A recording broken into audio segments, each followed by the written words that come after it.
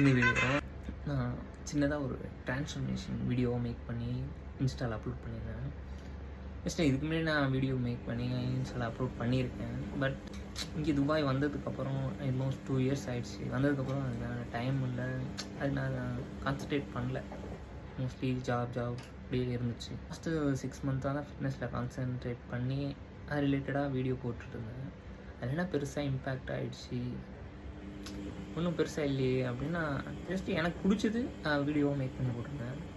அதுக்கான இம்பேக்ட் எனக்கு ஒரு ஆன்லைன் ஃப்ரெண்டு இது வரைக்கும் நான் நேரில் மீட் பண்ணது கூட கிடையாது.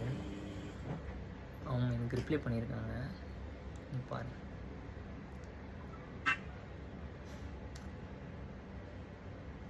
நான் எக்ஸ்பெக்டே பண்ணேன், ஜஸ்ட்டு எனக்கு பிடிச்சிருந்துச்சி நான் பண்ணேன்.